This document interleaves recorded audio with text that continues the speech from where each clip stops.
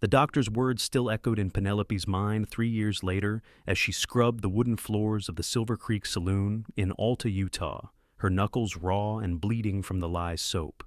Barren as a salt flat, and about as useful for anything a husband might want, old Doc Henderson had announced, loud enough for half the waiting room to hear back in 1881, sealing her fate in this mountain town where a woman's worth was measured in her ability to bear sons. It was spring of 1884 now, and Penelope Barrett had learned to make herself small, to keep her eyes down, to pretend the whispers didn't cut like broken glass every time she walked through Alta's muddy streets. At 23, she should have been married with children clinging to her skirts, but instead, she was the spinster who cleaned up after miners and cowboys, the woman whose own fiancé had called off their wedding the day after that doctor's appointment, announcing to anyone who would listen that he wouldn't waste his future on a worthless woman who couldn't give him heirs. The saloon doors swung open, letting in a gust of mountain air that still carried winter's bite. Penelope didn't look up, just kept scrubbing, but she heard the unfamiliar footsteps, the jingle of spurs that had a different rhythm than the regulars. She heard Charlie, the barkeep, greet the newcomer with his usual gruffness. "What can I get you, stranger?" "Whiskey if it's decent, and information if you're willing to part with it." The voice was deep, warm like honey, with an accent that spoke of somewhere south, maybe Texas or Oklahoma territory. "I'm looking for work, ranch work, cattle driving, breaking horses, whatever's available. Might try the Morrison Ranch, about 5 miles north. They're always looking for hands, especially this time of year with calving season." Charlie paused, and Penelope could hear the sound of liquid pouring. "Name's Charlie Brennan. I own this place. Kade Jenkins, pleased to make your acquaintance." Penelope's hands stilled on the brush for just a moment. Something about his voice made her chest tighten in a way she couldn't explain. She forced herself to keep working, to stay invisible, as she always did. "That's some hard work you're doing there, miss," the stranger's voice said, closer now. Penelope's heart jumped into her throat. She looked up despite herself, meeting the kindest pair of brown eyes she had ever seen. He was tall, probably in his mid-20s, with dark hair that curled slightly at his collar, and a face that was handsome in a rugged, weathered way. But it was his eyes that trapped her, eyes that looked at her like she was a person, not a piece of furniture. "Seems like that brush is tearing up your hands something fierce." "It's my job, sir," Penelope said quietly, dropping her gaze back to the floor. "I don't mind it." "Kade, please." And I wasn't criticizing, just concerned. He crouched down, bringing himself to her level, which made her so flustered she nearly knocked over her bucket of dirty water. "Those cuts look painful. You got anything to wrap them with?" "I'm fine, really." Penelope could feel her cheeks burning. No man had shown her this kind of attention, this kind of simple human concern, in 3 years. "I should get back to work." "Leave her be, Jenkins," Charlie called from behind the bar. "That's just Penelope. She's used to hard work. Only thing she's good for, really, since she can't do what a woman's supposed to do." The shame that crashed over Penelope was so familiar, it almost didn't hurt anymore. Almost. She bent her head lower, her dark blonde hair falling forward to hide her face, and scrubbed harder at a spot that was already clean. "And what exactly is a woman supposed to do?" Kade's voice had gone cold, sharp as a knife blade.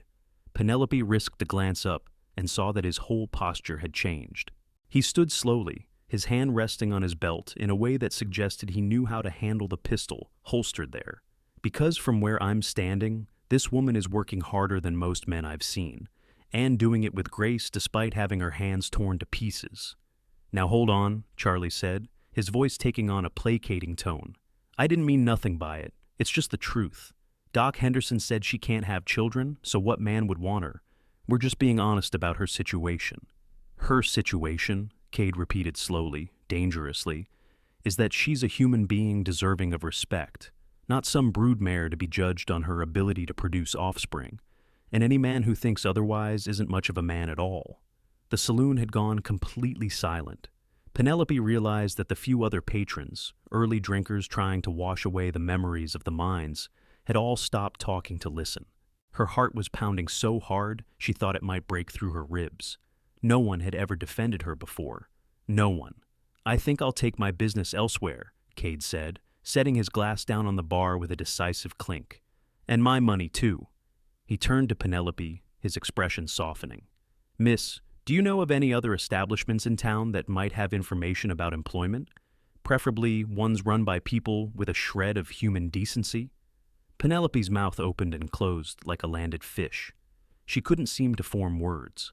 Finally, she managed, "The general store. Mrs. Patterson knows everyone's business. She's kind." "Thank you." Kade tipped his hat to her, a gesture of respect that made her throat tight with unexpected emotion. Then he was gone, the saloon doors swinging shut behind him. The silence lasted another heartbeat before Charlie exploded. "Well, that's just perfect. You cost me a customer with your useless presence. I should dock your wages for that." "You do that, Charlie Brennan, and you'll answer to me." Maeve O'Sullivan, one of the saloon girls, descended the stairs with the authority of a queen despite her scandalous red dress. She was a hard woman, made tough by years in a profession that ground most women down to nothing, but she'd always had a soft spot for Penelope. "Girl works harder than anyone else you've got, and for half the pay. You dock her wages, and all of us girls walk. See how you like running this place yourself." Charlie muttered something under his breath, but waved his hand dismissively. Penelope ducked her head and went back to scrubbing, but her hands were shaking so badly she could barely hold the brush. Something had shifted in the universe. Some fundamental law had been broken. A man had defended her. A stranger had looked at her like she mattered. She told herself not to think about it, not to let hope take root in the barren soil of her heart. Hope was dangerous. Hope led to disappointment and pain. But even as she scrubbed and rinsed and wrung out her rag, even as her damaged hands screamed in protest, she couldn't stop thinking about kind brown eyes and a voice that had gone hard as steel in her defense. That night, in the tiny room she rented above the seamstress shop, Penelope finally allowed herself to cry as she bandaged her torn hands with strips of old cloth. She cried for the girl she'd been before Doc Henderson's pronouncement, the girl who'd believed in love and family and a future bright with possibility. She cried for 3 years of shame and isolation, of being treated as less than human, and she cried because for just a moment today, a stranger had made her feel like she might be worth something after all. The next morning, Penelope was sweeping the boardwalk in front of the saloon when she heard the familiar jingle of those spurs. Her head snapped up, and there he was, Kade Jenkins, leading a beautiful chestnut mare and looking like he'd just ridden straight out of her most secret dreams. "Morning, miss," he said, touching his hat brim. "I was hoping I might run into you." "Why?" The word came out more suspicious than she'd intended, but Penelope had learned the hard way that when something seemed too good to be true, it usually was. "Because I wanted to apologize. I let my temper get the better of me yesterday, and I realized afterward that my outburst might have caused you trouble with your employer." "Oh," Penelope's grip tightened on the broom handle. "You don't need to apologize for telling the truth. And Charlie didn't fire me, so no harm done. Still, I should have been more diplomatic." Kade shifted his weight, and Penelope realized with a start that he seemed nervous. This tall, confident cowboy was nervous talking to her. "I got that job at the Morrison Ranch. I start today, actually, but I wanted to give you something first." He reached into his saddlebag and pulled out a small tin. "It's salve, my mother's recipe, made with beeswax and herbs. It's good for cuts and scrapes, helps them heal faster."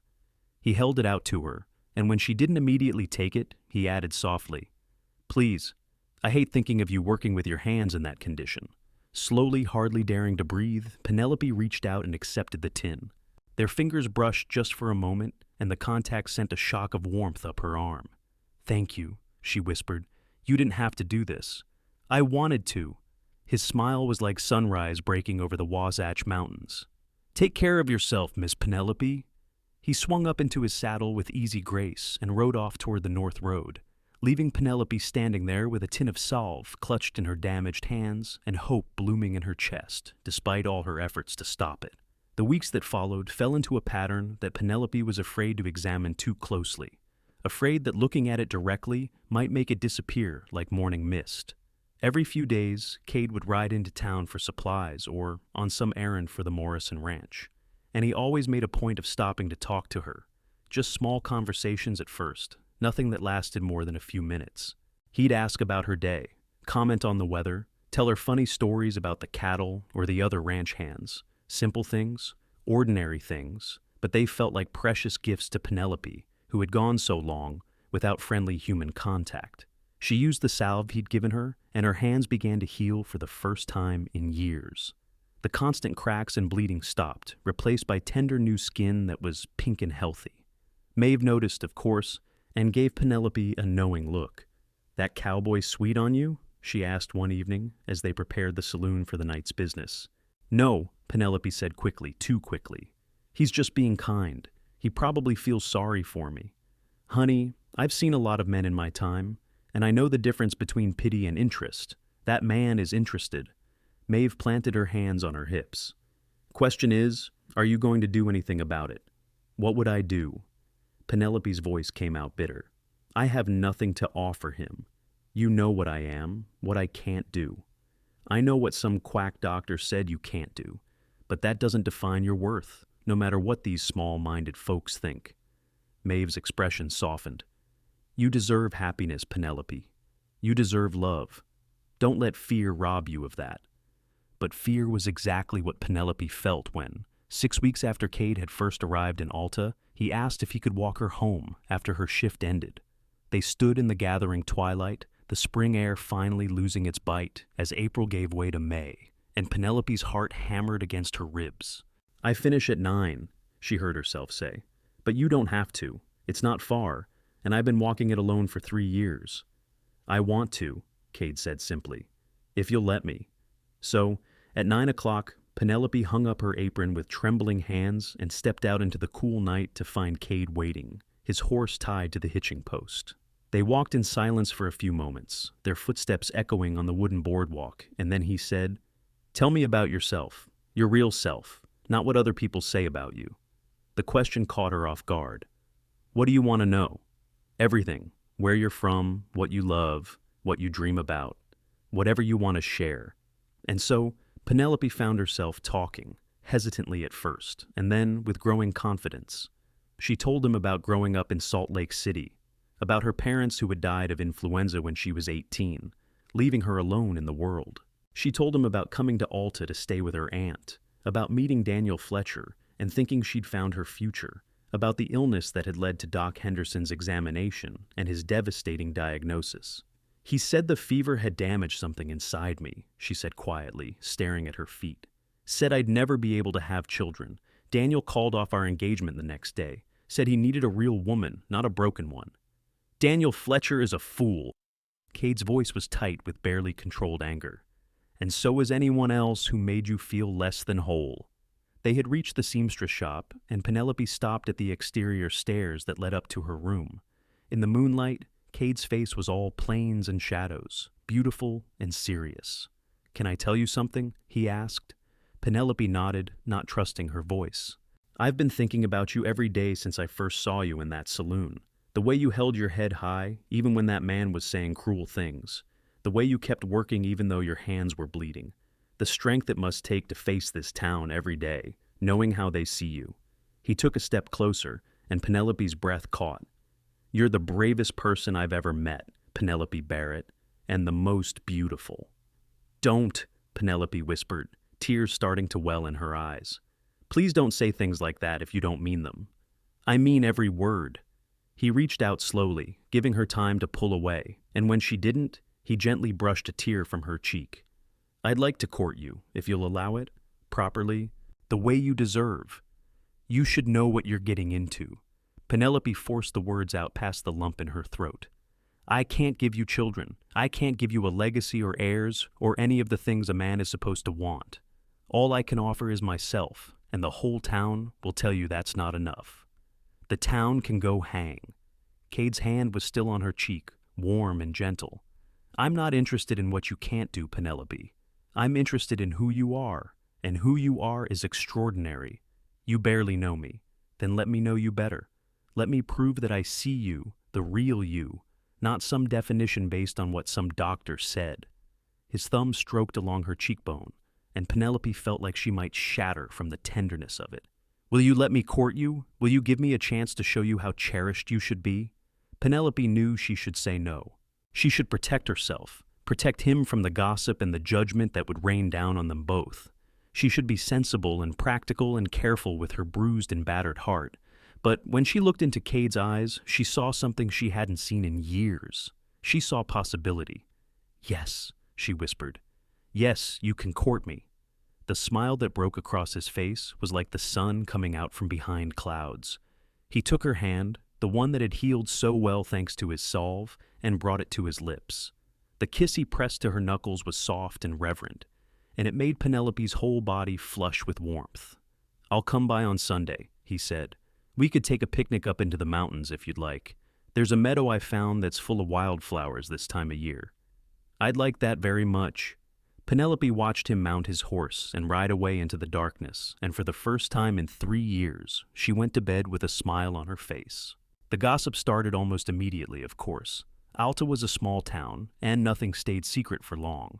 By Sunday morning, when Cade arrived with a picnic basket strapped to his saddle and a spare horse for Penelope to ride, it seemed like half the town had found reasons to be out on the street watching. "You sure about this?" Penelope asked nervously as he helped her into the saddle. She was acutely aware of the stares, the whispered conversations behind hands. "Never been more sure of anything." Cade swung onto his own horse and gave her a reassuring smile. "Let them talk. Their opinions don't matter." They rode out of town at an easy pace, and with each step that carried them further from Alta's prying eyes, Penelope felt lighter. The day was glorious. Warm sunshine and cool breezes, with the mountains rising around them in shades of green and gray and purple. Cade led them up a winding trail that climbed through stands of aspen and pine, and then suddenly they emerged into a meadow that took Penelope's breath away. He hadn't been exaggerating about the wildflowers. The whole meadow was carpeted in blooms, purple lupine and yellow balsam root and white columbine, nodding and swaying in the breeze. A stream ran along one edge, its water clear and cold from snowmelt. It was the most beautiful place Penelope had ever seen. "Oh," she breathed. "Cade, it's perfect." They spread a blanket in the shade of a large pine tree and unpacked the picnic basket. Cade had clearly put thought into it: fried chicken and fresh bread, cheese and apples, and a jar of lemonade that was still cool. As they ate, they talked, and Penelope learned about Cade's life. He'd grown up on a ranch in Texas, the youngest of 4 boys. His parents still lived there, working the land they had claimed 30 years ago.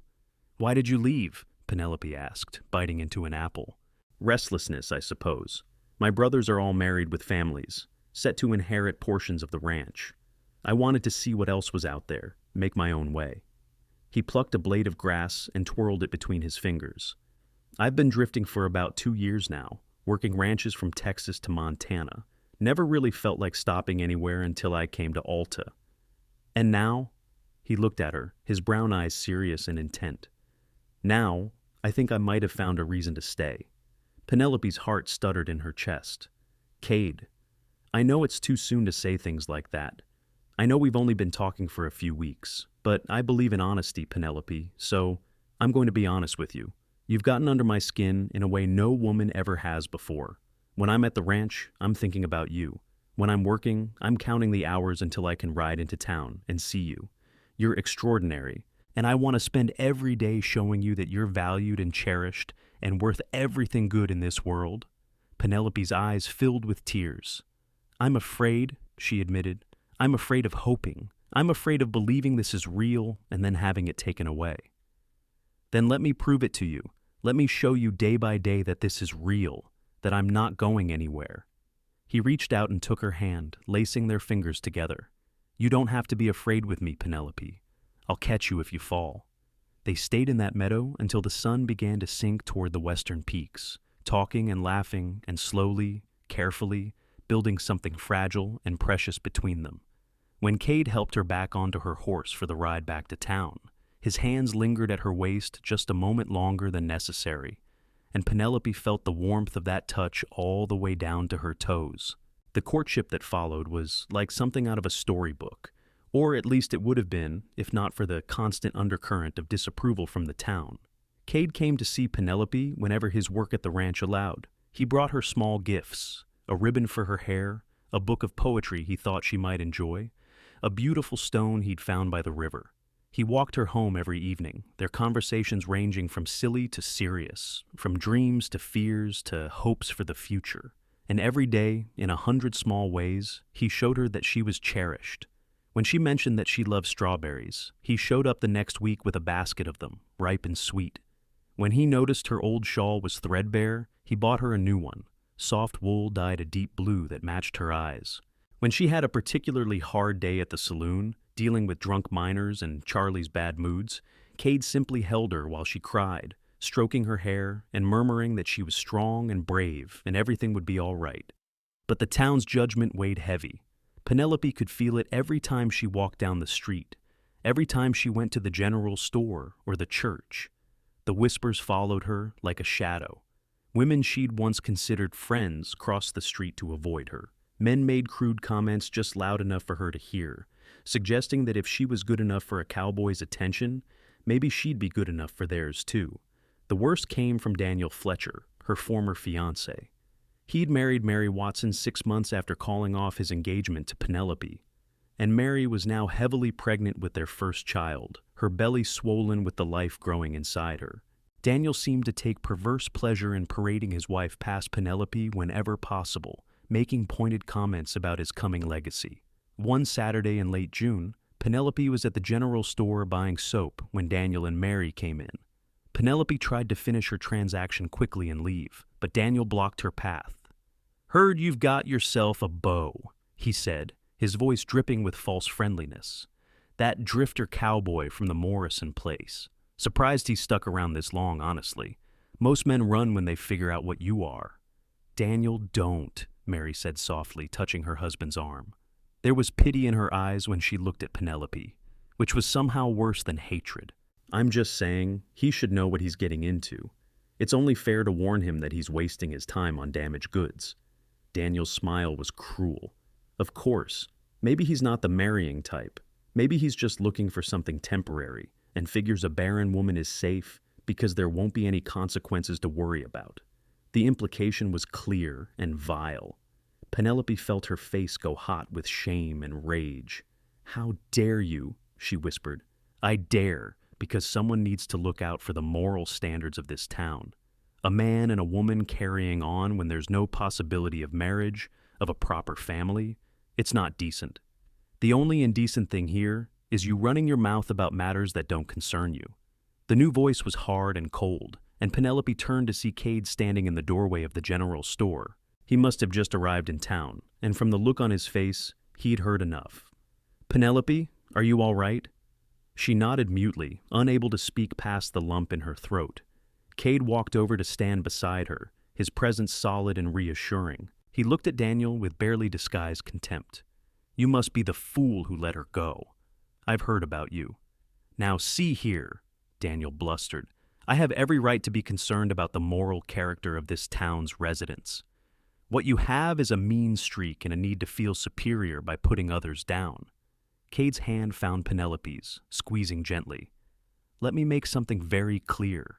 Penelope is the finest woman I've ever known. She's kind and strong, and she works harder than most men in this town. The fact that you were too blind to see that is your loss, not hers. And our relationship is none of your business, but for the record, my intentions toward Penelope are completely honorable." "Honorable?" Daniel snorted. "What kind of honorable intentions can you have toward a woman who can't give you children? The kind that involves spending the rest of my life making sure she knows she's valued and loved." Kade's voice was steady, certain. "The kind that involved building a life together based on partnership and respect, not just on biology. The kind that any real man would have if he had the sense God gave a mule." The store had gone completely silent. Mrs. Patterson, the shopkeeper, was watching with wide eyes. Mary had tears running down her face, though whether from embarrassment or emotion, Penelope couldn't tell.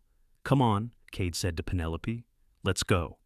They left Daniel standing there, his face red with anger and humiliation. Outside, in the bright June sunshine, Penelope finally let herself breathe. Her whole body was shaking, and she felt like she might fly apart at any moment. "I'm sorry," Kade said, turning to face her. "I'm sorry you had to hear that. I'm sorry that people in this town are so cruel and so small-minded. You said you wanted to spend the rest of your life with me." Penelope's voice came out as barely more than a whisper. "Did you mean that?" Kade's expression softened. I did. I know it's soon. I know we've only been courting for a few weeks, but yes, I meant every word. I love you, Penelope. I think I started falling in love with you the moment I saw you scrubbing that floor with bleeding hands and refusing to give up. And I've fallen deeper every day since. I'm Barren, Penelope said, the word tasting like ash in her mouth. Doc Henderson said I could never have children. If you marry me, you'll never have a family. You'll never have sons to carry on your name or daughters to dote on. You'll just have me, and I'm not enough. Stop. Kade took both of her hands in his grip gentle but firm. Listen to me very carefully. Penelope, you are enough. You are more than enough. You are everything. Yes, I heard what that doctor said, and I don't care. If we never have children, that's all right. We'll have each other, and that's worth more than any legacy or bloodline. But what if you change your mind? What if 10 years from now you resent me? I won't. I promise you, I won't. He pulled her closer, his hands coming up to frame her face. There are children in this world who need homes and love. If we decide we want to raise children, we can find ways to do that. But honestly, Penelope, whether we have children or not isn't what matters to me. What matters is building a life with you. What matters is waking up next to you every morning and going to sleep beside you every night. What matters is growing old together, facing whatever comes our way as partners. Penelope's tears spilled over, but this time they weren't tears of shame or pain. They were tears of relief, of hope, of something that felt dangerously close to joy. I love you too, she choked out. I love you so much it scares me. Don't be scared. Kade leaned in and pressed his forehead against hers, their breath mingling in the space between them. Be brave, like you've been brave every day for 3 years. Be brave enough to let yourself be happy. Be brave enough to marry me. Is that a proposal? It's a promise, but if you want a proper proposal, I'll give you one. He pulled back and, to Penelope's shock, dropped to one knee right there on the main street of Alta, Utah, in full view of anyone who cared to look. Penelope Barrett, you are the bravest, kindest, most beautiful woman I have ever known. You have a strength of spirit that humbles me, and a capacity for hope that inspires me. I love you with everything I am, and I want to spend the rest of my life proving to you that you are cherished and valued and worth more than all the gold in California. Will you marry me? Penelope was dimly aware that people were staring, that a crowd was gathering, but she didn't care. Nothing mattered except the man kneeling before her with hope and love shining in his brown eyes. Yes, she said, her voice ringing out clear and strong. Yes, I'll marry you. Kade surged to his feet and swept her into his arms, spinning her around while she laughed and cried at the same time. When he set her down, he kissed her for the first time, a sweet, gentle press of lips that promised everything and demanded nothing. It was perfect. Not everyone in the crowd was happy, of course. Penelope could see Daniel's scowling face, could hear the murmurs of disapproval from some of the older women. But she could also see Mrs. Patterson beaming, could hear Maeve O'Sullivan whooping with joy from down the street. And none of the negative reactions mattered because Kade loved her, wanted to marry her, thought she was enough just as she was. They were married 3 weeks later on a bright July morning with wildflowers decorating the small church and Maeve standing up as Penelope's witness. The ceremony was simple and quick, conducted by Pastor Williams, who seemed uncomfortable with the whole affair, but willing to perform his Christian duty. Many of the townspeople didn't attend, but the ones who did, the ones who mattered, filled the small church with warmth and goodwill. Penelope wore a dress she'd sewn herself from fabric Kade had bought her, a beautiful cream silk that made her feel like a princess. When she walked down the aisle and saw Kade waiting for her at the altar, his eyes bright with unshed tears and his face radiant with love, she felt like the luckiest woman alive. "You're so beautiful," he whispered as she joined him at the front of the church. "You're not so bad yourself," she whispered back, making him grin. The vows they spoke were traditional, but they felt like the most profound words Penelope had ever said, to have and to hold from this day forward, for better or worse, for richer or poorer, in sickness and in health, until death do us part. When Kade slipped a simple gold band onto her finger, Penelope felt like her heart might burst from the sheer enormity of her happiness. "I now pronounce you man and wife," Pastor Williams intoned. "You may kiss your bride." And Kade did, thoroughly and tenderly, while the small congregation applauded, and Maeve cheered loud enough to wake the dead.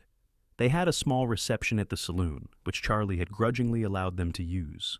It wasn't much, just cake and lemonade and some sandwiches, but it was perfect because Penelope was surrounded by people who genuinely cared about her happiness. The ranch hands from the Morrison spread had all come, rowdy and good-natured, congratulating Kade and treating Penelope with respect and kindness. Mrs. Patterson gave them a set of beautiful hand-embroidered dish towels. Even some of the miners who frequented the saloon stopped by to offer their best wishes, showing that not everyone in Alta was as judgmental as Daniel Fletcher. As the sun began to set, Kade pulled Penelope aside. "Ready to go home, Mrs. Jenkins?" "Mrs. Jenkins?" Penelope savored the name, rolling it around in her mind like a precious gem. "Where is home?" "For tonight, the hotel. But I've been talking to Mr. Morrison about building us a cabin on the ranch property. There's a spot near the creek with good trees for shade and a view of the mountains. I thought maybe we could build our life there." "That sounds perfect." The hotel room was small but clean, and someone, probably Maeve, had left a vase of wildflowers on the dresser. As the door closed behind them, Penelope suddenly felt nervous. She'd never been with a man before, had never been given the chance to learn about physical intimacy. What if she disappointed him? What if she wasn't enough in this way too? "Hey," Kade said softly, crossing to where she stood, frozen in the middle of the room. "We don't have to do anything you're not ready for. We can just sleep, just hold each other. There's no rush." "I want to," Penelope said quickly. "I want to be your wife in every way. I'm just nervous. I don't know what I'm doing." "Neither do I, not really." At her surprised look, he smiled. "I've never been with a woman before either. I wanted to wait until I found the right person, until I found love. So we'll figure it out together, all right? We'll take it slow, and we'll be gentle with each other." He was true to his word. That night, Kade showed Penelope that physical love could be tender and sweet and full of laughter as well as passion. He touched her like she was precious, like she was a treasure to be cherished, and he made her feel beautiful and wanted and whole in ways she'd never imagined possible. When they finally came together, it was with whispered words of love and quiet gasps of pleasure, and afterward, Penelope lay in her husband's arms, feeling like she'd finally found where she belonged. "I love you," Kade murmured into her hair, "my brave, beautiful wife." "I love you too," Penelope whispered back. "Thank you for seeing me, for really seeing me." "Always," he promised. "For the rest of our lives, I'll see you and cherish you and make sure you never forget your worth." The months that followed were the happiest of Penelope's life. True to his word, Kade built them a cabin on the Morrison Ranch property. It was small, just 2 rooms and a loft, but it was sturdy and well-made, with large windows that let in the light and a stone fireplace that would keep them warm through the winter. Penelope quit her job at the saloon, much to Charlie's irritation, and threw herself into making their cabin a home. She sewed curtains and braided rugs, planted a garden that flourished in the mountain soil, learned to cook on the cast-iron stove Kade had bought from a family moving back east. Every evening, when Kade came home from working the ranch, he'd sweep her into his arms and tell her she was amazing, that their home was beautiful, that he was the luckiest man alive, and every night, he'd show her with his body how much he loved her, how much he desired her, how complete he felt with her in his arms. Penelope bloomed under his attention like one of her garden flowers, growing confident and happy in ways she'd never been before. But the judgments of the town still stung sometimes. When Penelope went into Alta for supplies, she still had to endure whispers and pointed looks. Daniel's wife Mary had given birth to a healthy baby boy in August, and Daniel made sure everyone knew about his pride in his son, often speaking loudly about the importance of family and legacy whenever Penelope was within earshot. One September afternoon, Penelope was at the general store when she overheard a conversation between 2 women she'd once considered friends. "It's sad, really," one was saying. "That marriage is doomed from the start. What's the point of a marriage without children? I heard he's starting to stay later at the ranch, finding excuses not to go home. Probably realizes what a mistake he made." Penelope's hands clenched on the bag of flowers she was holding. The words hurt, even though she knew they weren't true. Kade loved coming home to her. He told her so every single day. But doubt was an insidious thing, and it crept in through the cracks in her confidence. That evening, she was quieter than usual as she prepared dinner. Cade noticed immediately, as he always did. "What's wrong, love?" he asked, washing his hands at the basin. "Nothing," Penelope said automatically, then caught herself. They'd promised to be honest with each other always. "I heard some women talking today, about us, about how our marriage is pointless without children." Cade's jaw tightened, but he crossed to her and pulled her into his arms. "Our marriage is not pointless. Our marriage is the best thing that ever happened to me. Those women are small-minded and cruel, and their opinions don't matter. But what if they're right?" Penelope's voice was small. "What if you do regret this? What if 20 years from now, you look back and wish you'd married someone who could give you a family? Penelope, look at me." Kade gently tilted her chin up until their eyes met. "You are my family. You're all the family I need. And if that ever changes, if we ever decide we want children in our lives, we'll find a way to make that happen. But I promise you, I swear on everything I hold sacred, I will never regret marrying you. You are my joy, my partner, my love. You're enough. Penelope, you'll always be enough." Penelope burst into tears, and Cade held her while she cried out all the fear and insecurity that had been building inside her.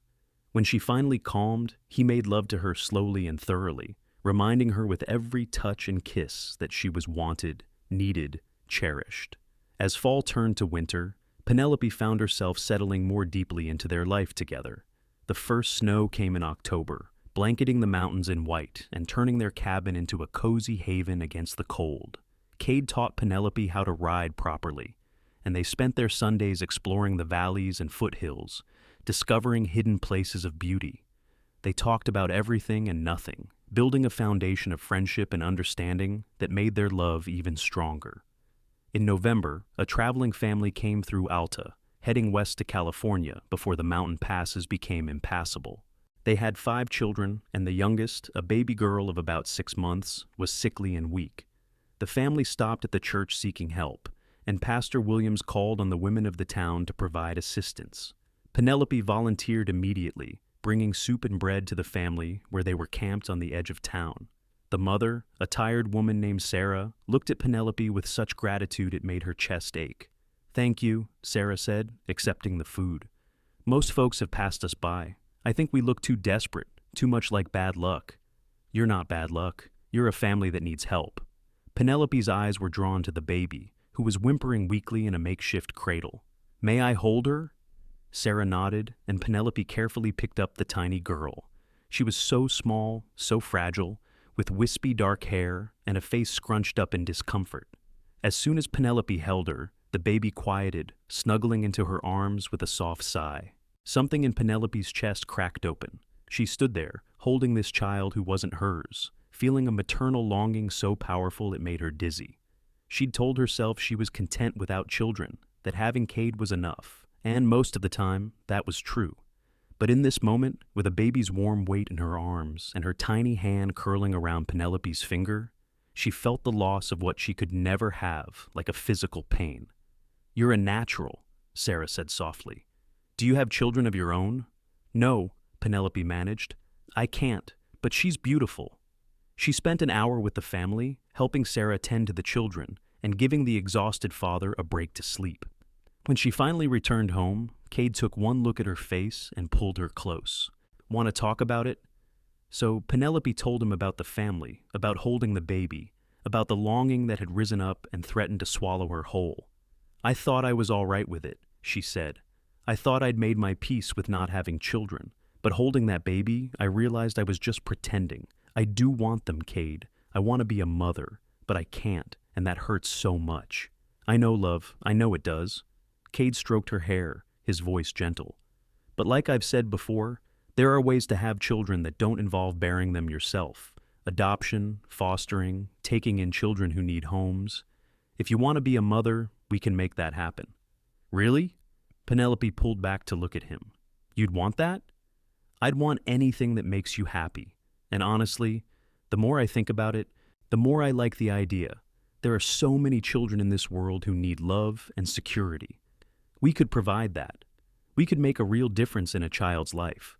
Hope flickered in Penelope's chest, fragile but growing stronger. "We could ask Pastor Williams. He might know of children who need homes." "We'll go talk to him this week." Kade promised. The traveling family left 2 days later, the baby already looking healthier thanks to the care she'd received from Penelope and the other women who had helped. As Penelope watched their wagon disappear down the road, she felt both sadness and a strange sense of purpose. She couldn't help that family's children in the long term, but maybe she could help others. True to his word, Kade accompanied her to speak with Pastor Williams that Sunday after services. The pastor listened to their request with surprise, then slowly nodded. "It's not a common thing, adoption," he said carefully. "Most folks want their own blood children, but I do know of situations where children need homes. There's an orphanage in Salt Lake City that's overcrowded, and sometimes circumstances arise locally where children need care. We'd like to be considered," Penelope said firmly. "If there's ever a child who needs a home, we can provide one. We have a good cabin, steady income, and a lot of love to give." Pastor Williams studied them for a long moment, and Penelope held her breath, waiting for him to say something about her barrenness, about how she'd be an unfit mother. Instead, he surprised her. "You know, I've been watching you two since you got married. The way you care for each other, the way you've built a life together despite this town's judgment. I think you'd make fine parents." He paused. "I'll keep you in mind, and I'll write to the orphanage in Salt Lake, let them know there's a good family here willing to take in a child or two." Winter deepened and life settled into a peaceful rhythm. Penelope threw herself into preparing their home for the possibility of children, sewing small quilts and creating space in the loft for beds. Kade watched her with soft eyes, his love for her evident in every glance and touch. Christmas came, and they celebrated quietly, just the two of them. Kade gave Penelope a beautiful wooden music box he'd carved himself, inlaid with different colored woods in a pattern of mountains and stars. When she opened it, it played a soft, sweet melody that brought tears to her eyes. "It's beautiful," she whispered. "Kade, when did you have time to make this?" "I've been working on it in the evenings at the ranch when I had spare time. I wanted to give you something special, something that would show you how much I love you." Penelope gave him a new leather vest she'd sewn and tooled with an intricate design, and a scarf she'd knitted in deep blue wool. They made love by the fire while snow fell softly outside, and Penelope thought she'd never been more content. The new year of 1885 arrived with bitter cold and deep snow. The ranch work slowed during the winter months, which meant Kade was home more, and Penelope cherished the extra time together. They spent long evenings by the fire, reading aloud to each other, or just talking, dreaming about the future. In late January, Pastor Williams came to their cabin with news. "There's a situation," he said, accepting the coffee Penelope poured for him. "A woman in town, a widow, died last week. She left behind 2 children, a boy of 7 and a girl of 5. They have no other family, and the town is trying to figure out what to do with them. The orphanage in Salt Lake is full, and no one here seems willing to take them in." Penelope's heart began to pound. "What are their names?" "Thomas and Lucy Henderson." The pastor paused. "They're Doc Henderson's grandchildren. Their mother was his daughter." The irony was almost too much to bear. The man who had declared Penelope barren and worthless, the man whose pronouncement had defined her life for 3 years, had grandchildren who now needed a home, and Penelope had the chance to give them one. "We'll take them," she said immediately. "Penelope," Kade said gently, "maybe we should talk about this first." "There's nothing to talk about. Those children need a home, and we can provide one. We told Pastor Williams we were willing, and I meant it." She turned to her husband, willing him to understand. "This feels right, Kade. This feels like it's meant to be." Kade looked at her for a long moment, then smiled. "All right, yes, we'll take them. When can they come to us?" "I'll need to make arrangements, speak to the town council, but probably within the week." Pastor Williams set down his cup. "I should warn you, there will be talk. Doc Henderson's grandchildren being raised by the woman he declared barren. Some folks will see that as inappropriate." "Let them talk," Penelope said firmly. "Those children need love and stability. That's more important than gossip." 3 days later, on a gray afternoon with snow threatening, Pastor Williams brought Thomas and Lucy to the cabin. Penelope had spent those 3 days preparing frantically, setting up proper beds in the loft, cooking and baking, trying to make everything perfect. Now, watching the 2 small figures climb down from the pastor's wagon, she felt a wave of nervousness so strong it made her nauseous. Thomas was a solemn boy with dark hair and his grandfather's sharp features. He held his little sister's hand protectively, his expression wary and closed off. Lucy was small for 5, with curly blonde hair and blue eyes that were red from crying. Both children looked thin and scared, dressed in clothes that were worn but clean. "Hello," Penelope said, crouching down to their level. "I'm Penelope, and this is my husband Kade. We're very happy to have you come live with us." Thomas stared at her silently. Lucy hid behind her brother, peeking out with one eye. "You must be tired from the trip," Kade said, his voice gentle. "Why don't we go inside where it's warm? We have hot cocoa and fresh cookies." The mention of cookies got Lucy's attention. She whispered something to Thomas, who nodded reluctantly. Pastor Williams said his goodbyes, promising to check in soon. And then Penelope and Kade were alone with their new children. The first few days were difficult. Thomas remained withdrawn and suspicious, watching Penelope and Kade constantly as if waiting for them to reveal themselves as threats. Lucy cried for her mother every night, heartbroken sobs that tore at Penelope's heart. But slowly, with patience and gentleness and consistency, they began to make progress. Penelope let the children see her routines, involving them in daily tasks like cooking and feeding the chickens. Kade took Thomas out to the barn, showing him how to care for the horses and teaching him to whittle. Lucy discovered Penelope's sewing basket and became fascinated with the colorful threads, so Penelope taught her to make simple stitches, praising her careful work. One week after the children arrived, Penelope was tucking Lucy into bed when the little girl looked up at her with those big blue eyes and said, "I miss my mama." "I know you do, sweetheart," Penelope said softly, smoothing Lucy's curls back from her face. "That's all right. You should miss her. She loved you very much." "Are you going to be my mama now?" The question made Penelope's breath catch.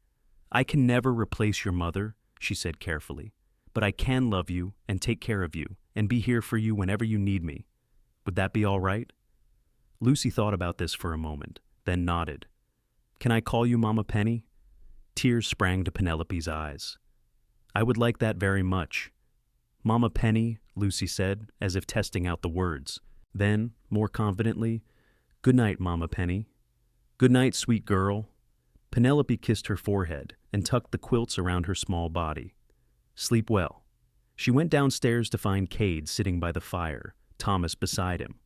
The boy was whittling a piece of wood, his face scrunched up in concentration. When Penelope appeared, Kade looked up and mouthed, "You all right?" She nodded, wiping at her eyes. "That's good work, Thomas," she said, coming to look at what he was making. "It's a horse," Thomas said quietly. "For Lucy. She likes horses." "She'll love it." Penelope sat down in her rocking chair, picking up her mending. "You're a good big brother." Thomas was silent for a moment, then said, "Papa Kade says you and him really want us here, that we're not just staying because nobody else would take us." "That's absolutely true," Penelope said firmly. "We want you here very much. We wanted children, and now we have 2 wonderful ones. We're very lucky. My grandfather said you couldn't have babies. I heard him talking about it once." Thomas's voice was matter of fact, not cruel. "He said you were broken." The words stung, but Penelope pushed the pain aside. "Your grandfather said that, yes, and it's true that I probably can't have babies. But that doesn't make me broken, Thomas. It just means that I was meant to be a mother in a different way. I was meant to be your mother and Lucy's, and I'm grateful for that." Thomas looked at her, really looked at her for the first time since he'd arrived. "Do you mean that?" "With all my heart." Something in the boy's expression softened. He went back to his whittling, but there was a peace about him now that hadn't been there before. Later, when Penelope sent him up to bed, he surprised her by giving her a quick, awkward hug before climbing the ladder to the loft. "You're doing so well with them," Kade said once they were alone, pulling Penelope into his lap. "They're lucky to have you as a mother." "I'm lucky to have them," Penelope said. "Kade, when Lucy called me Mama Penny tonight, I felt something click into place. Like this is what I was always supposed to do, like all the pain and shame and struggle led to this moment." "Maybe it did," Kade said softly. "Maybe everything happens for a reason, even the hard things. And maybe your worth was never about what you couldn't do, but about what you could. You can love these children. You can give them a home and a future. That's extraordinary, Penelope." She kissed him, pouring all her love and gratitude into it. "Thank you," she whispered against his lips. "Thank you for seeing me, for loving me, for giving me this life. Thank you for agreeing to marry a wandering cowboy who fell in love with you at first sight." They sat there by the fire for a long time, wrapped in each other's arms, listening to the soft sounds of children sleeping above them. It was perfect. The months that followed were full of adjustments and challenges and small victories. Thomas struggled with nightmares about his mother's death, waking up crying in the middle of the night. Penelope would climb up to the loft and hold him until he calmed, singing soft songs and stroking his hair. Lucy had trouble eating, her grief taking away her appetite, so Penelope coaxed her with small, favorite foods and endless patience. But slowly, steadily, the children began to heal. Thomas started smiling more, even laughing at Kade's terrible jokes. Lucy's nightmares decreased, and she began putting on weight, her cheeks filling out and her eyes brightening. Both children thrived on the routine and stability that Penelope and Kade provided, on the knowledge that they were loved and wanted. Spring came again, bringing with it new life and new possibilities. Penelope's garden flourished, and she taught Lucy how to plant seeds and water the young shoots. Kade taught Thomas to ride, the boy's face alight with joy as he trotted around the corral on a gentle mare. The family began attending church together, and Penelope held her head high despite the whispers, proud of her children and her husband. One Sunday in May, Daniel Fletcher approached them after services. Mary stood beside him, looking uncomfortable, holding their son, who was now a chubby, active toddler. "Heard you took in Henderson's grandkids," Daniel said. There was something in his voice Penelope couldn't quite identify. "We did," she said evenly. "Thomas and Lucy are part of our family now." "That's good. That's real good." Daniel shifted his weight. "Look, I wanted to say something. I've been thinking a lot this past year, watching you and your husband. The way you've built a life together, the way you're raising those kids. It's made me realize some things." "Daniel," Mary said softly, a warning in her voice. "No, I need to say this." Daniel looked at Penelope directly for the first time. "I was wrong. Wrong about you. Wrong about what I said. Wrong about what makes a person valuable. You're a better parent than I'll probably ever be, and those kids are lucky to have you. I'm sorry for the way I treated you. I'm sorry for the things I said. You deserve better." Penelope stood there, stunned. This was the last thing she'd expected. Part of her wanted to throw his apology back in his face, to make him feel even a fraction of the pain he'd caused her. But she looked at Kade, who squeezed her hand encouragingly, and she looked at Thomas and Lucy, who were watching with wide eyes, and she realized that holding on to anger would only poison her own happiness. "I accept your apology," she said quietly. "Thank you for saying that." Daniel nodded, looking relieved, and he and Mary moved on. Kade pulled Penelope close, kissing the top of her head. "I'm proud of you," he murmured. "That took real strength." "I just want to move forward," Penelope said. "I want to focus on our family, on building the best life we can. The past doesn't matter anymore." And she meant it. The past, with all its pain and shame, had led her to this moment.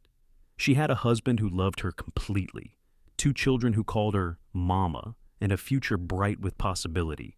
She'd been told she was barren and worthless, but Kade had shown her every single day that she was precious and cherished and more than enough. Summer brought long golden days and a visit from Kade's parents, who traveled from Texas to meet their new daughter-in-law and grandchildren.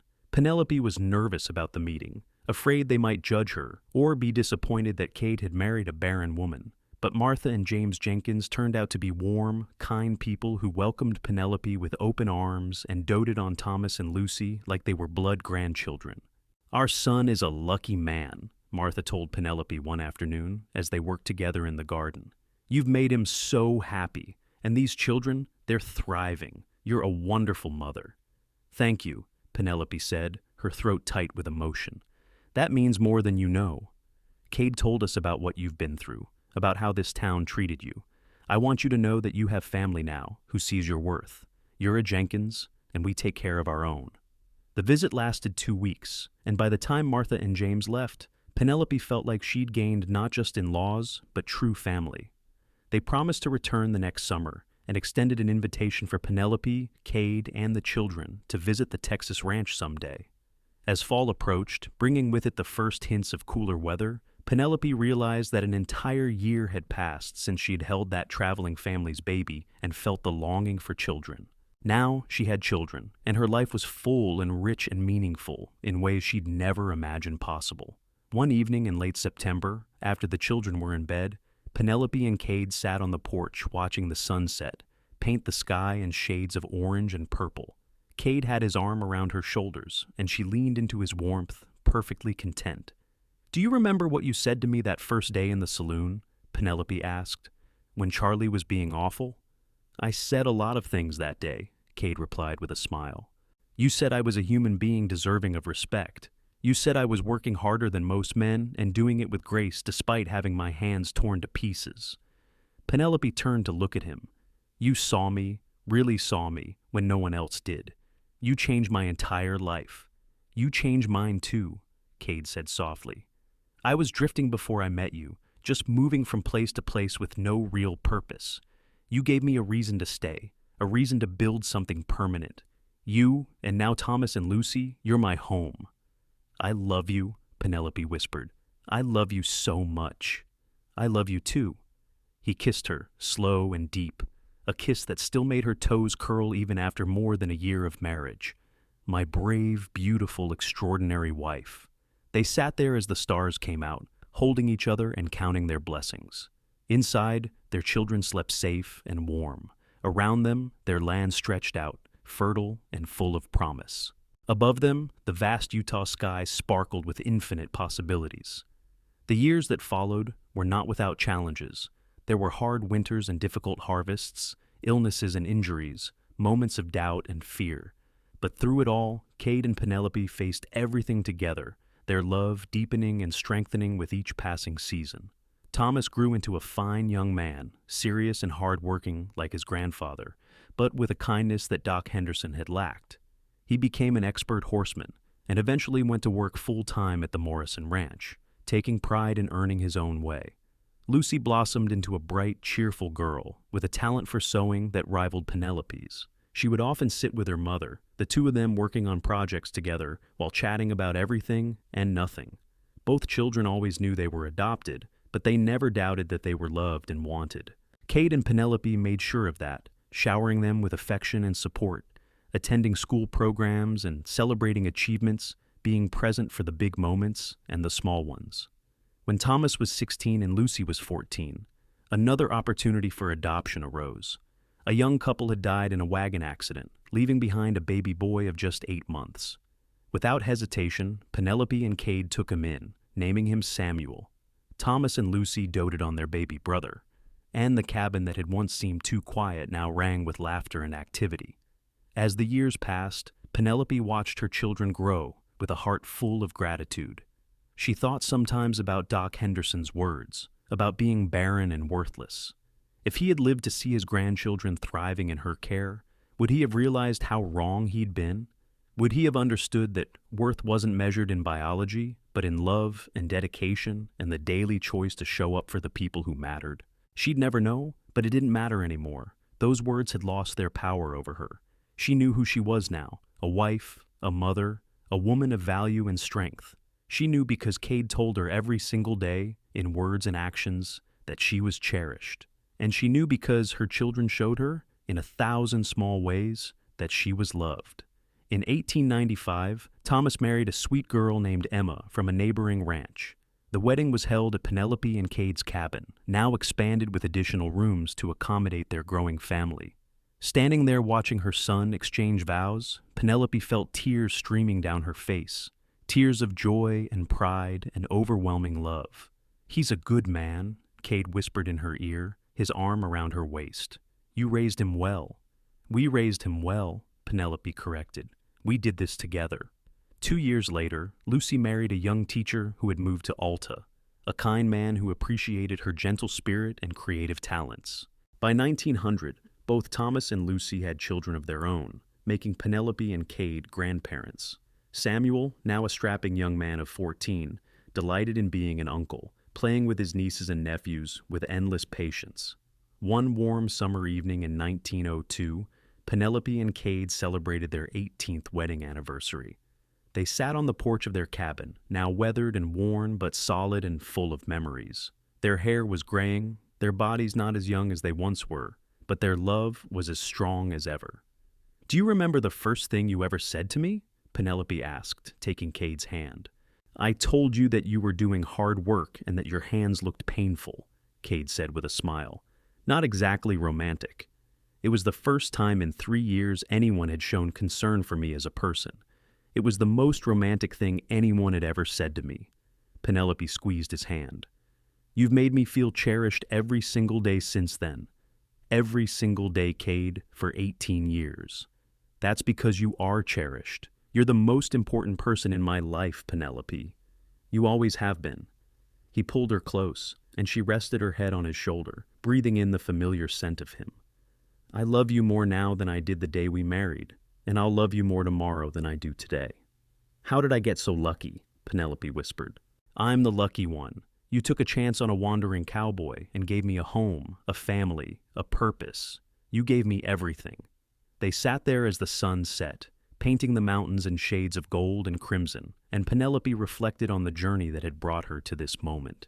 She'd been broken, or so she'd thought, declared worthless by a doctor and a town that measured women by their ability to bear children. She'd been scorned and pitied and treated as less than human. But Kade had seen past all of that. He'd seen her strength, her resilience, her capacity for love. He'd chosen her when no one else would, had stood by her when the town judged them, had built a life with her that was richer and more meaningful than anything she could have imagined. And through him, through his unwavering love and support, she'd found children who needed her, who gave her life purpose and filled her days with joy. The town's opinion had changed over the years. As people saw how well-adjusted and happy Thomas and Lucy were, as they watched Penelope and Kade's marriage thrive, the whispers had slowly turned from judgment to grudging respect, and eventually to admiration. Penelope was now known as one of the best mothers in Alta, a woman who had opened her home and heart to children who needed love. Doc Henderson had been wrong, so wrong. Penelope wasn't barren, not in any way that mattered. Her life was fertile with love and purpose and meaning. She'd raised 3 children who were kind, capable, productive members of society. She'd built a marriage based on mutual respect and genuine partnership. She'd created a home that was a sanctuary of warmth and acceptance. And she'd done it all while being exactly who she was, without apology or shame. She'd learned that her worth wasn't determined by her body's capabilities, but by her heart's capacity. She'd learned that family wasn't just about blood, but about choice and commitment and daily acts of love. She'd learned that she was enough, had always been enough, and would always be enough. "What are you thinking about?" Kade asked, noticing her thoughtful expression. "Everything," Penelope said. "Our life, our family, how grateful I am for all of it, how grateful I am for you." "The gratitude is mutual, my love." He kissed her temple. "You know, I've been thinking, Samuel will be going off to university in a few years. The cabin will be quiet again, just the 2 of us." "Are you saying you'll miss the chaos?" Penelope teased. "I'm saying that I'm looking forward to having you all to myself again. Don't get me wrong, I love our children and grandchildren, but there's something special about it being just us, the way it was in the beginning." His arm tightened around her. "Growing old with you, Penelope Jenkins, is the greatest adventure of my life." Tears sprang to Penelope's eyes, but they were happy tears. "I never thought I'd have this," she admitted. "A husband who loves me, children who call me mother, grandchildren who brighten my days. I never thought I'd be happy, but I am, Kade. I'm so incredibly happy." "Good," Kade said firmly, "because you deserve every bit of happiness this world has to offer. You deserve to be cherished, and I plan to spend the rest of my life making sure you know it." As the stars began to appear in the darkening sky, Penelope thought about the girl she'd been 18 years ago, scrubbing floors with bleeding hands and believing she had no value. If she could go back and tell that girl what the future held, would she believe it? Would she have the courage to hold on, to keep hoping, to believe that something better was coming? She liked to think she would, but the truth was, she was grateful for every moment of the journey, even the painful ones, because they had led her here, to this porch, to this man, to this life. They had shaped her into a woman of strength and compassion, A woman who understood the value of kindness because she'd known the pain of cruelty. They had prepared her to be the mother that Thomas, Lucy, and Samuel needed to create the home they deserved. The next morning, Penelope woke to the smell of coffee and found Kade already up, making breakfast. It was Sunday, which meant the whole family would be coming over after church for their weekly dinner together. Penelope smiled, thinking about the chaos that would soon fill their home. Thomas and Emma with their 3 children, Lucy and her husband with their 2, Samuel bringing his youthful energy and appetite. "Need any help?" she asked, wrapping her arms around Kade from behind. "I've got it under control. You just relax." He turned in her embrace and kissed her soundly. "Good morning, beautiful. Good morning, handsome." Even after 18 years, these simple morning rituals still filled Penelope with warmth. She poured herself a cup of coffee and sat at the table, watching her husband move around their kitchen with easy familiarity. At church that morning, Pastor Williams, now elderly but still sharp, pulled Penelope aside after the service. "I wanted to tell you something," he said. "I've been thinking lately about all the families I've helped over the years, all the marriages I've performed and children I've blessed, and I want you to know that yours is one of the success stories I'm most proud of." "That's very kind of you to say," Penelope replied. "It's the truth. You and Kade, you took children that no one else wanted and gave them a chance at life. You built a family on love and determination, and you showed this town that worth isn't about biology or meeting society's expectations. You showed them that the measure of a person is in their character and their capacity for love." He patted her hand. "You've been an inspiration, Penelope. Don't ever forget that." As the family gathered at the cabin that afternoon, Penelope looked around at the faces she loved. Thomas was helping Kade set up extra tables outside, their movements synchronized from years of working together.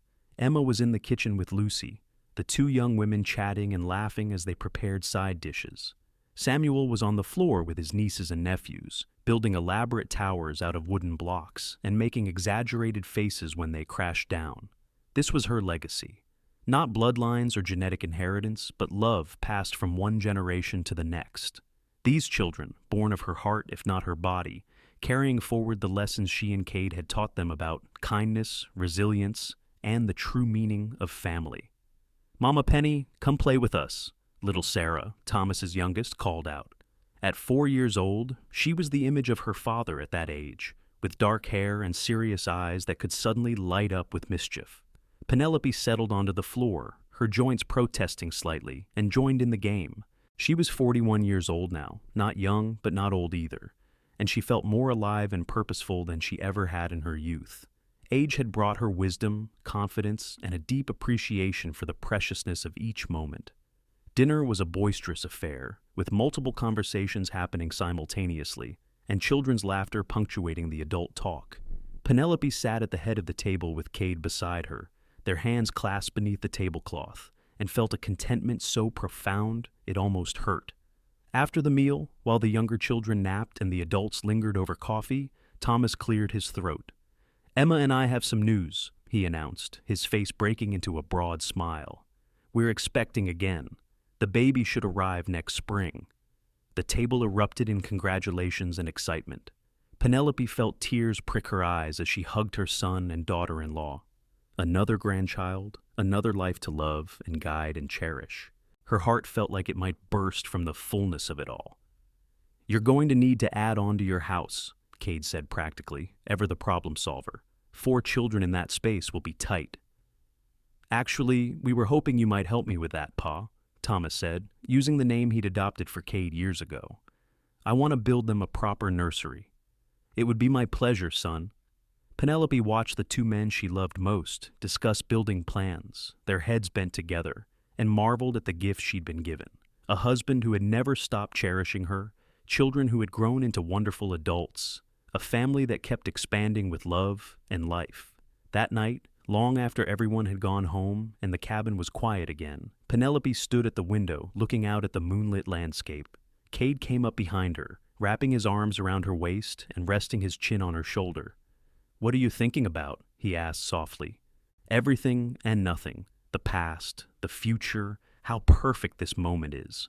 She turned in his arms to face him. "Do you remember what you said to me the night you proposed?" You said you wanted to spend the rest of your life proving that I was cherished and valued. I remember. You've done that, Kade. Every single day, in 1,000 different ways, you've shown me my worth. You've loved me through doubt and fear, through joy and sorrow. You've built a life with me that's more beautiful than anything I ever dreamed possible. You've given me children and grandchildren, a home, a purpose. You've given me everything. You gave me just as much, Kade said, his voice rough with emotion. You gave me a reason to stop drifting. You gave me a family, a home, a love that anchors me. You've made me a better man, Penelope. Every day with you is a gift. They stood there in the moonlight, holding each other. Two people who had found in each other exactly what they needed. Outside, the wind whispered through the aspens, carrying with it the promise of seasons to come, of years still ahead to be lived and loved and savored. Penelope thought about the doctor who had declared her barren and worthless all those years ago. If he were alive to see her now, surrounded by the family she'd built, living a life rich with love and purpose, would he understand how wrong he'd been? Would he see that she had created a legacy more valuable than bloodlines, that she had proven her worth not through biology, but through the daily choice to love and nurture and cherish? It didn't matter. His opinion had stopped mattering years ago. What mattered was this. She was loved, she was valued, she was enough. She had always been enough. It had just taken meeting Kade, falling in love, and building this extraordinary life to truly understand that. The years continued to pass, marked by seasons and celebrations, challenges and triumphs. Samuel went off to university in Salt Lake City, studying to become a veterinarian. Thomas and Emma welcomed their fourth child, a boy they named Kade after his grandfather. Lucy and her husband moved to a slightly larger house in town when she became pregnant with their third child. The family continued to grow and flourish, branches extending from the strong foundation that Penelope and Kade had built. In 1907, Penelope and Kade celebrated their 25th wedding anniversary with a large party attended by what seemed like half of Alta. The town that had once judged them so harshly now honored them as pillars of the community, a couple whose love and commitment had stood the test of time. People spoke admiringly of how they'd taken in orphan children and raised them to be outstanding citizens. They spoke of Penelope's kindness and Kade's integrity, of the beautiful family they'd created together. As Penelope stood beside her husband, accepting congratulations and well wishes, she caught sight of Mary Fletcher across the room. Daniel had died 2 years earlier from a heart condition, leaving Mary a widow with 5 children. Penelope had been one of the first people to offer help, bringing food and offering to watch the younger children, while Mary dealt with funeral arrangements. They'd forged an unlikely friendship through that tragedy, built on mutual respect and the understanding that came from having both struggled with life's difficulties. Mary raised her glass in a subtle toast, and Penelope returned the gesture. There was forgiveness in that exchange, and recognition of how far they'd both come. "Happy anniversary, my love," Kade said, pulling Penelope close for a dance. The music was provided by a small band, and couples were swaying around the cleared floor of the church social hall. "Happy anniversary." Penelope rested her head on his shoulder, moving with him to the rhythm of the waltz. 25 years, can you believe it? Best 25 years of my life, and I'm looking forward to 25 more, at least. At least, Penelope agreed with a laugh.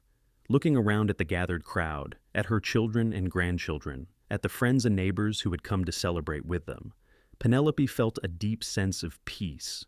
This was what she'd been meant for. Not to fulfill society's narrow definition of womanhood, but to love expansively and generously, to create family through choice rather than biology, to show others through her example that worth came from within. The party lasted long into the night, filled with laughter and music and storytelling. Thomas gave a toast that brought tears to everyone's eyes, talking about how Penelope and Kade had given him and Lucy a home when they'd lost everything, how they'd shown them what real love looked like. Lucy presented her parents with a beautiful quilt she'd made, each square representing a different memory from their years as a family. Samuel, home from university for the celebration, spoke about the lessons his parents had taught him about compassion, hard work, and integrity. "Everything I am, everything I hope to become, comes from what you taught me," he said, his voice breaking slightly with emotion. "You showed me that family isn't about blood, it's about love. And you loved me from the moment you took me in. Loved me so completely that I never felt like I was anything but yours. Thank you for that. Thank you for everything." Penelope was openly crying by the time her children finished speaking, and Kade wasn't far behind. They held each other, overwhelmed by the outpouring of love and gratitude, humbled by the realization that they had made such a positive impact on these lives they had chosen to nurture. As the party wound down and guests began to leave, Penelope and Kade stood at the door, thanking everyone for coming. The last to leave was Pastor Williams, now quite frail at 83, but still sharp-minded and present for important occasions. "You've done good work in this world," he told them, clasping both their hands. "You've raised fine children, built a strong marriage, and showed this community what real Christian love looks like. I'm proud to have known you both." "Thank you, Pastor," Penelope said, kissing his weathered cheek. "Thank you for believing in us when so many others didn't." After everyone had gone and they'd cleaned up, Penelope and Kade walked home through the quiet streets of Alta. The town had grown over the years, with more houses and businesses, electric lights beginning to replace gas lamps. But the mountains still rose majestically all around, eternal and unchanging, a reminder of what endured. At home, they sat on their porch as they had countless times before, watching the stars emerge in the darkening sky. Penelope was 51 now, her blonde hair liberally streaked with gray, her hands marked by age and work. But when Kade looked at her, she could still see the same love and admiration in his eyes that had been there on their wedding day. "I have no regrets," she said suddenly. "Not one. Every moment, every challenge, every joy led to this. Led to us, to our family, to this beautiful life. I wouldn't change a single thing." "Neither would I," Kade agreed. "Though if I could go back, I might punch Charlie Brennan for how he talked to you that first day." Penelope laughed. "Charlie's not a bad man, just thoughtless. And besides, if he hadn't been rude, you might not have noticed me." "Oh, I would have noticed you. I noticed you the moment I walked into that saloon." Kade pulled her closer. "You were the most beautiful thing I'd ever seen, even down on your knees scrubbing a floor. Something about you just called to me, told me that you were important, that you were going to change my life. And did I? In every possible way. You took a rootless cowboy and gave him roots. You took a man who thought he was content with solitude and showed him the joy of partnership. You made me a father, a grandfather, a better version of myself than I ever could have been alone." He turned her face toward his thumb gently stroking her cheek. "You are my greatest blessing, Penelope Jenkins, my greatest love, my everything." They kissed under the starlight, a kiss that held 25 years of shared history, of trials overcome and joys celebrated, of a love that had only deepened with time. When they finally pulled apart, both were smiling. The years that followed brought the inevitable changes of aging. Kade's hair went completely white, and he developed a slight limp from an old injury that bothered him in damp weather. Penelope's eyesight began to fail, requiring her to wear spectacles for sewing and reading. But they aged together, supporting each other through each new limitation, finding humor and grace in the process. Their family continued to expand. More grandchildren were born, and eventually great-grandchildren began to arrive. The cabin that had once seemed so spacious was now filled to bursting whenever the whole family gathered, multiple generations sharing meals and stories and love. In 1915, on a warm summer evening, Penelope and Kade celebrated their 33rd wedding anniversary quietly, just the two of them. Samuel had wanted to organize another big party, but Penelope had requested something simple this year. She was 64 now, and Kade was 67, and they both preferred the peace of their own company to large gatherings. They sat on their porch, as was their custom, watching the sun set over the mountains they had called home for more than 3 decades. Penelope's hand was clasped in Kade's, their fingers intertwined in a grip that was both familiar and precious. "Do you remember what I told you on our first real date?" Kade asked. "Up in that meadow with all the wildflowers?" "You told me a lot of things that day," Penelope said with a smile. "I told you that you'd gotten under my skin, that I wanted to spend every day showing you that you were valued and cherished and worth everything good in this world." He raised her hand to his lips, kissing her knuckles gently. "I've tried to do that, Penelope. Every single day for 33 years, I've tried to show you how much you mean to me." "You have," Penelope assured him, her voice thick with emotion. You've exceeded every promise you ever made. You've loved me better than I ever dreamed possible. You've given me a life beyond my wildest imagination. And you've given me the same. We've been blessed, you and I. Blessed with love, with family, with a partnership that's sustained us through everything life has thrown our way. Kade's eyes, still that warm brown that Penelope loved, were bright with unshed tears. I love you more today than I did yesterday, and I'll love you more tomorrow than I do today. That will be true until my last breath. And mine, Penelope whispered. They sat there as darkness fell, two people who had beaten the odds, who had taken society's judgment and transformed it into triumph. They had built a legacy of love that would outlast them, had created ripples that would echo through generations yet to come. They had proven that worth wasn't determined by biology or society's narrow definitions, but by the capacity to love, to nurture, to create family and home and belonging. Penelope thought about the girl she'd been, scrubbing floors with bleeding hands and believing she had no value. She thought about the cowboy who had seen past society's judgment to the woman beneath, who had chosen her and cherished her and built a life with her. She thought about the children they had raised, the family they had created, the love that had sustained them through 3 decades of marriage. And she smiled, because this was everything she'd never known to hope for. This was the happily ever after she'd thought impossible. This was the life she'd been meant to live all along. As the stars emerged one by one in the darkening sky, Penelope and Kade sat together, their love, a tangible thing, wrapping around them like a warm blanket. They didn't need words anymore. They could communicate in looks and touches, in the comfortable silence that came from truly knowing another person. Tomorrow would bring new challenges and joys, more grandchildren to dote on, more memories to make. But tonight, this moment, was perfect. Just the two of them, the mountains, the stars, and a love that had proven stronger than judgment, deeper than disappointment, more enduring than time itself. Penelope Jenkins, once told she was barren and worthless, had discovered the truth. She was neither. She was a mother, a wife, a grandmother, a woman of immense worth who had left an indelible mark on the world. And every single day of her life, her cowboy had made sure she knew she was cherished. That was the greatest gift of all,